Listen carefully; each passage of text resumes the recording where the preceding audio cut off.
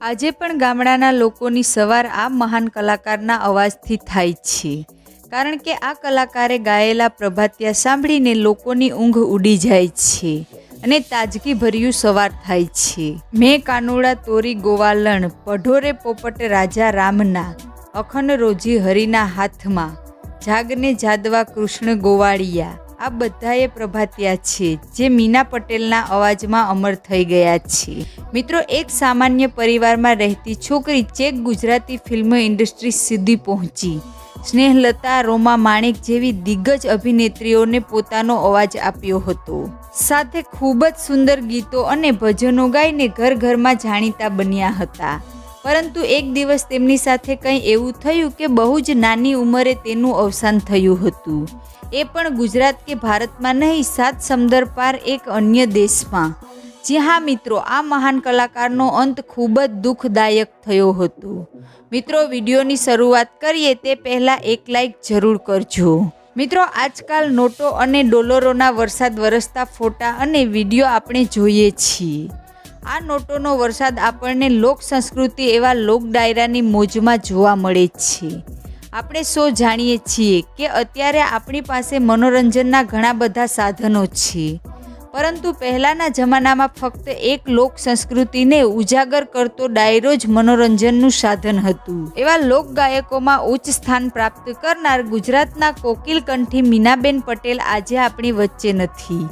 પરંતુ જો આપણે મીનાબેન પટેલ વિશે વાત કરીએ તો લોક સંગીત ગુજરાતી ફિલ્મોમાં જેમણે પોતાનો સુરીલો કંઠ આપીને અપાર લોકચાહના પ્રાપ્ત કરી હતી.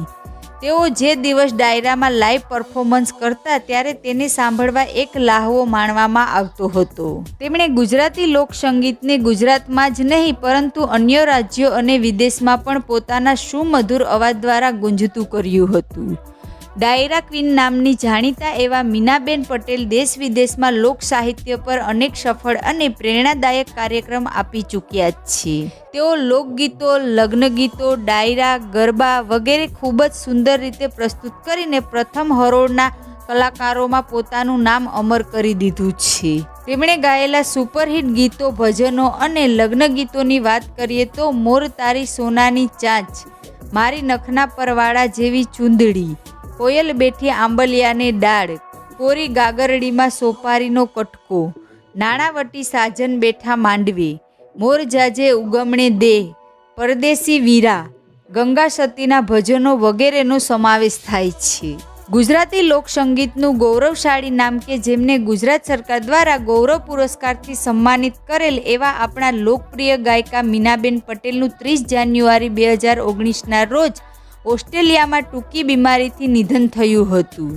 છેલ્લા 30-35 વર્ષથી તેઓ ગુજરાતી લોકસંગીત ક્ષેત્રે સેવા આપી રહ્યા હતા.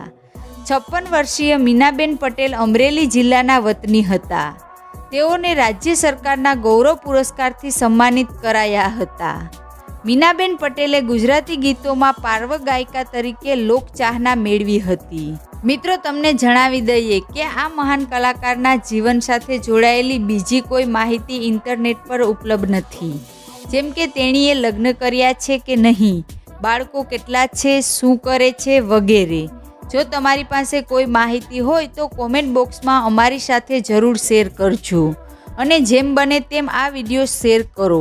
વોટ્સએપ, ફેસબુક પર ફેલાવી દો, લોકોને દેખાડો, જેથી તેઓ પણ આ મહાન કલાકાર વિશે જાણી શકે. ધન્યવાદ.